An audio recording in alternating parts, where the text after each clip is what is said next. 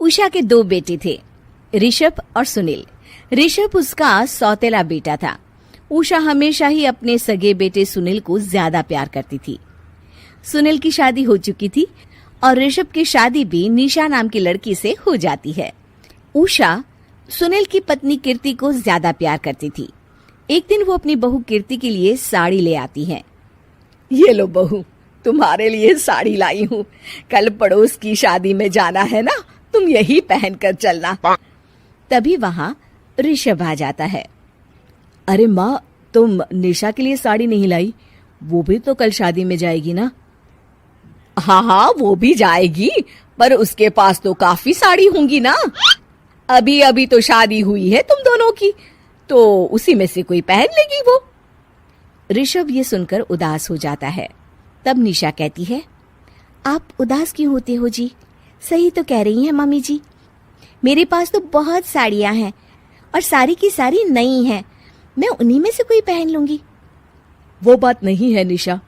माँ मेरे साथ तो सौतेला व्यवहार करती ही थी, पर मुझे लगता था कि मेरी पत्नी के साथ वो ऐसा कभी नहीं करेंगी, पर आज उन्होंने तुम्हारे साथ भी वैसा ही व्यवहार किया। ऋषभ उदास होकर अपने कमरे में चला जाता है।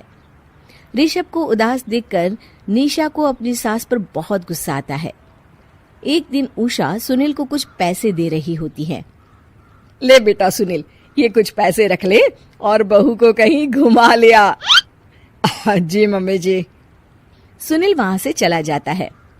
मम्मी जी, आपने इन्हें तो कभी पैसे नहीं दिए। ऐसा सौतेला व्यवहार आप क्यों करती हैं? बहू, ये किस तरह से बात कर रही हो तुम अपनी सास से? कोई ऐसे सवाल करता है क्या अपनी सासू से?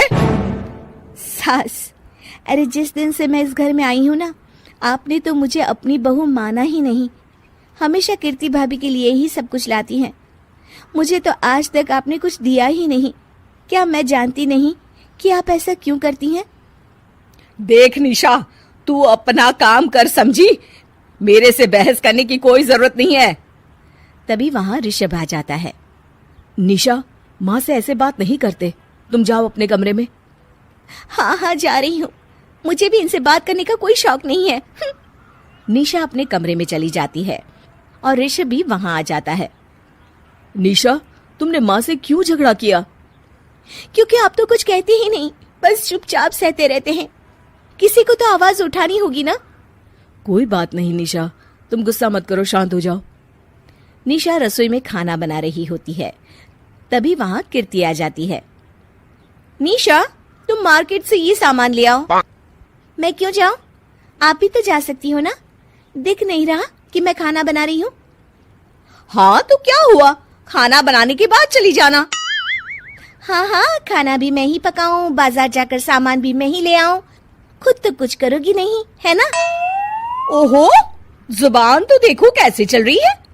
सुनो, तुम अभी आई हो इस घर में, तमीज में रहो, वरना सासू माँ से कहकर मायके भिजवा दूंगी तुम्हें। हाँ। ओह, हाथ लगाकर दिखाओ मुझे, देख लूंगी। बहुत मनमानी हो गई तुम दोनों की, समझी? निशा लिस्ट कीर्ति के ऊपर फेंक देती है। कीर्ति निशा को मारने आती है तो निशा उसका हाथ मोड़ देती है। मर गई रे, छोड़ मेरा हाथ। आज के बाद मुझसे कोई बदतमीजी की तो अच्छा नहीं होगा। कीर्ति रोते हुए अपने कमरे में चली जाती है। उस निशा चुड़ैल ने मेरा हाथ मोड़ दिया। मुझे नहीं रहना इस घर में। अरे कैसी बेकार की बातें कर रही हो। अरे निकालना ही है तो ऋषभ और निशा को निकालेंगे। नहीं, मुझे अलग घर चाहिए। कान खोलकर सुन लीजिए, हम दोनों इस घर से जल्द जाएंगे। आप नए घर का इंतजाम कीजिए बस। मैं इन दोनों के साथ ज्यादा नहीं रह सकती। हाँ, वैसे मैं भी कुछ दिनों से सोच रहा था। अच्छा हुआ तुमने कह दिया, मैं माँ को भी बता देता हूँ। माँ, वो क्या करेंगी तुम्हारे साथ जाकर? मैं चाहती हूँ कि तुम और मैं, बस हम दोनों ही कहीं शिफ्ट हो जाएं, इस सब झमेले से दूर। अरे पर माँ को यहाँ छोड़कर इस तरह से जाना ठीक नहीं रहेगा कीर्ति। वैसे वो तुम्हें कितना प्यार भी तो करती हैं। नाम का ख्याल रखती है, क्योंकि तुम सगे बेटे हो ना, इसलिए। तुम अगर सौतेले होते तो मेरे साथ भी ऐसे ही सलूक करती जैसे अभी तुम्हारे सौतेले भाई और उसकी पत्नी से करती है। अरे पर फिर भी फिर भी कुछ भी नहीं। देखो, या तो हम दोनों इस घर से कहीं दूर जाएंगे या फिर मैं अपने मायके चली जाऊंगी। हाँ, बता देती हूँ। अच्छा बाबा, अच्छा ठीक है। सुनील अपनी माँ से बात करने आता है। माँ, मैं सोच रहा हूँ कि कीर्ति के साथ अलग घर में शिफ्ट हो जाऊं। अरे वाह बेटा, ये तो बहुत अच्छा सोचा है तुमने। कब शिफ्ट होना है हमें? मैं भी पैकिंग कर लेती हूँ। अब नहीं माँ, मैं और कीर्ति ही जाएंगे बस। आप तो यहीं रहो, ये पुश्तैनी घर भी है ना आपका। अरे बेटा, तू तो मेरा सगा बेटा है, तू ही मेरे साथ ऐसा कर रहा है। मुझे अपने साथ ले जा बेटा। तभी वहाँ कीर्ति आ जाती है। अरे माँ, आपको पता भी है कि किराए के घर में कितना खर्चा होता है, और अगर आपको भी लेकर गए तो और खर्चा होगा। आप तो बस यहीं रहो इसी घर में। कोई बात नहीं सुनील, तुम लोग चले जाओ। माँ यहीं रहेंगी हमारे साथ। हम माँ का ख्याल रखेंगे, तुम लोग अपनी गृहस्थी संभालो। निशा को ये देखकर बहुत खुशी होती है। वो मन ही मन सोचती है, अब आया ना ऊंट पहाड़ के नीचे। अब मम्मी जी को पता चलेगा, बड़ा सगा और सौतेला करती रहती थी। सगा बेटा तो जा रहा है छोड़कर, अब आएगी इन्हें अकल, और नहीं आई तो मैं अल्लाह कर रहूंगी। निशा अपनी सास को कैसे अपने सौतेले बेटे से मिलाएगी, जानने के लिए देखिए सौतेली माँ पार्ट 2। इस कहानी के पहले भाग में आपने देखा कि कैसे रति की शादी एक ऐसे घर में हो जाती है जहां उसकी सास सौतेली होती है और वो पूरे घर वालों को अपने इशारों पर नचाती है। रति छत से सूखे कपड़े उतार कर ले जा रही थी कि तभी उसकी नजर लक्ष्मी पर पड़ती है, जो किसी तरह चोरी से सुनील की अलमारी खोलने की कोशिश कर रही होती है। अरे, ये माँ जी को क्या हो गया? चोरों जैसे क्यों आप मेरी अलमारी खोल रही हैं माँ जी? आपको क्या चाहिए मुझे बताइए। अरे वाह, क्या चाहिए मुझे बताइए। अरे मैं इस घर की मालकिन हूँ, पूरा घर मेरे इशारों पर नाचता है, और तुम्हें बताऊं कि मुझे क्या चाहिए?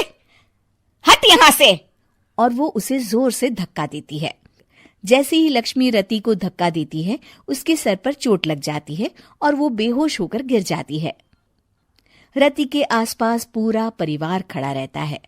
डॉक्टर जैसे ही उसे देखकर जाता है, रति को होश आता है। अरे बेटा, तुम दूर क्यों खड़े हो? मेरे पास आओ, मैं तुम्हारी माँ हूँ, कमला। रति के मुंह से लक्ष्मी सारंग की माँ का नाम सुनती है तो हैरान सी रह जाती है। क्या बोला रति बहू? चुप कर डायन, तूने मेरे पति और बेटे का हाल बेहाल कर दिया। अब तू मेरी बहू को भी गुलाम बनाना चाहती है? रुक, अभी मजा चखाती हूँ। ये कहकर जैसे उसे पकड़ने की कोशिश करती है, लक्ष्मी वहां से भाग जाती है। लक्ष्मी के जाने के बाद रति अपने ससुर और पति की तरफ देखकर मुस्कुरा देती है। दोनों समझ जाते हैं कि ये रति की चाल है। अगली सुबह लक्ष्मी का पति खाना लेकर खेत में जाने के लिए निकल ही रहा होता है कि लक्ष्मी उसे रोक देती है।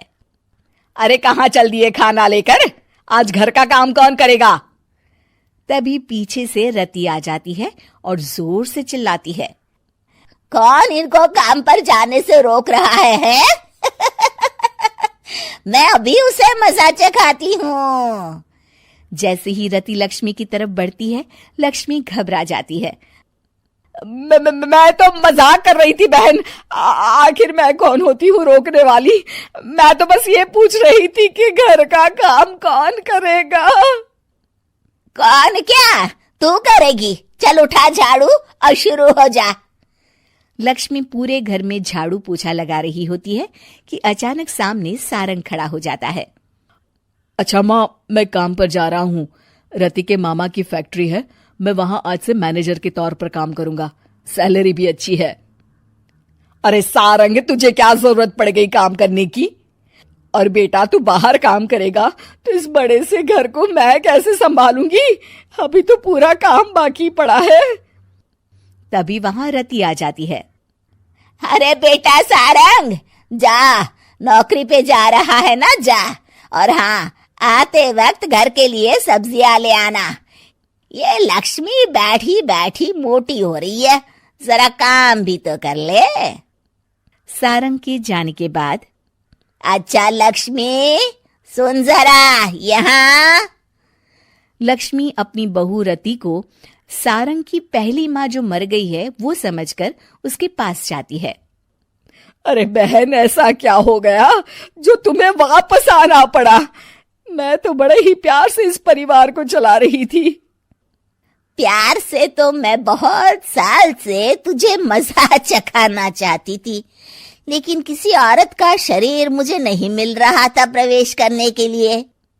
अब से ना मैं बहू के शरीर में रहूंगी। और हाँ, तूने कोई भी चालाकी दिखाई या मेरे घर के लोगों को परेशान करने की कोशिश की तो तेरा गला दबा दूंगी।